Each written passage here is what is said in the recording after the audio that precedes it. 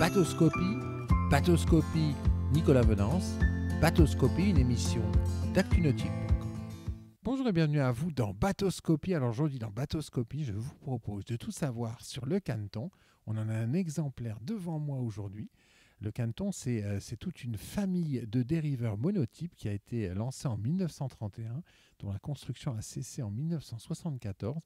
Et pour tout savoir sur le canneton, je vous propose de rencontrer tout de suite Dominique Festock de l'Asproca. L'Asproca, c'est l'association des propriétaires de canneton. Dominique, bonjour. Bonjour Nicolas. Alors Dominique, vous êtes membre d'une association qui a 90 ans. C'est incroyable quand même. Elle a quasiment l'âge du canneton. Oui, depuis 31. Association de propriétaires, association qui fait vivre la classe. Avant de nous parler du canneton, juste une question entre vous et moi, ça ne sortira pas de cet atelier. Vous avez une relation de parenté avec Kevin Festock qui était champion du monde de planche à voile dans les années 2000 ? Oui, c'est mon fils. Ah bah vous êtes un père heureux alors. Oui, on peut le dire. Oui. Il fait quoi le fils aujourd'hui ?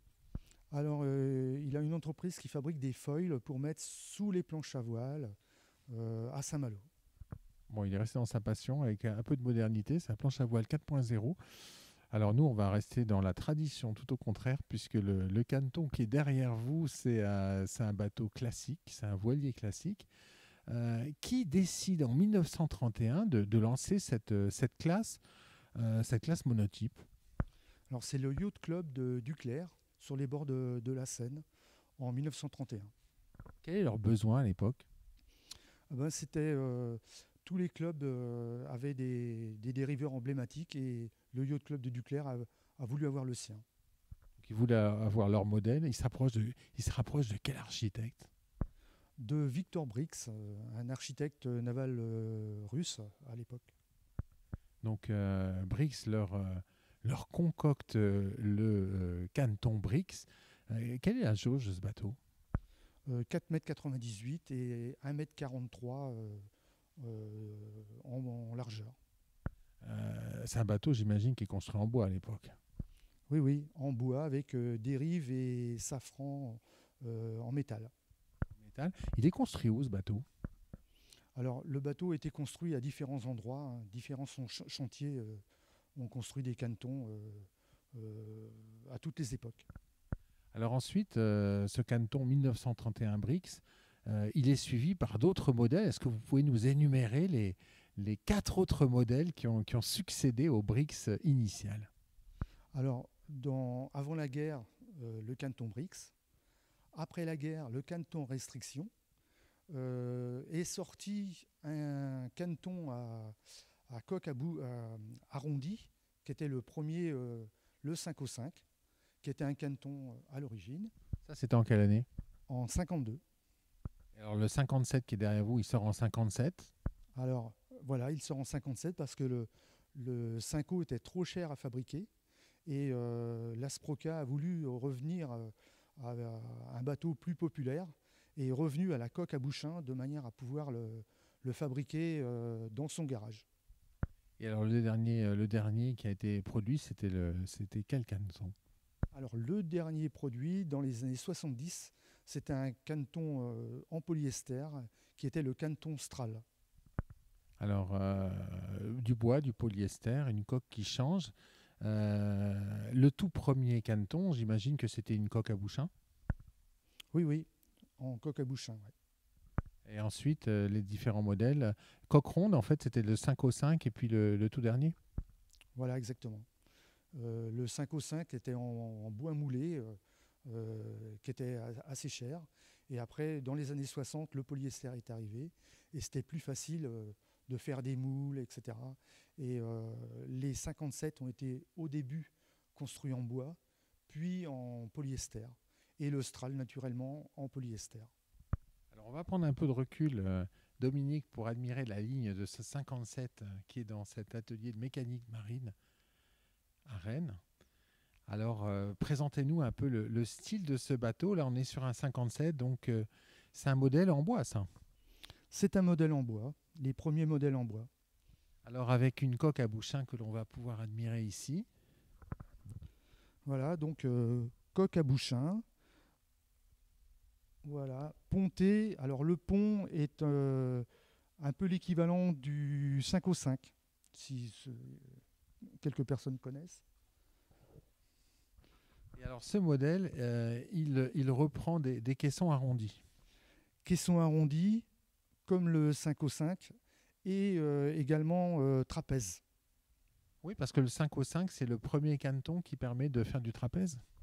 Exactement. Ouais, ouais. Il a été inspiré, le 5 au 5 a été inspiré du coronet créé par John Westell. Oui, parce qu'en fait, ce qu'il faut dire quand même, c'est que après-guerre, quand le canton restriction est lancé, il est lancé parce qu'après-guerre, dans les régates, le brick se fait battre par les Anglais. Et oui.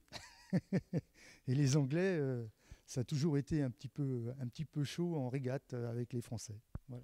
Et donc, en fait, l'évolution du canton avec le restriction puis le 5 au 5, c'est assurer une suprématie en régate. Voilà. On a toujours essayé de se battre à couteau égal avec les Anglais. On va expliquer un petit peu, détailler le plan d'aménagement du cockpit avec cette dérive métallique et centrale, bien sûr. Ces caissons arrondis. Alors, on régate à combien à bord d'un Canton 57? On régate à 2 en général. Voilà. Mais 3 personnes peuvent y accéder facilement. Alors vous en avez un aussi en composite. Hein, ça, c'est un bateau en bois, mais le vôtre, il est en composite.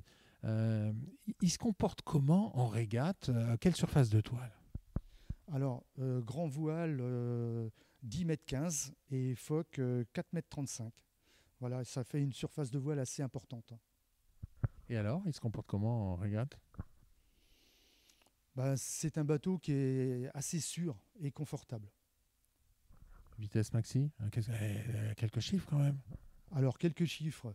Moi, j'ai jamais réussi à mettre le bateau, celui-là, au planning, parce que je suis peut-être pas encore assez costaud.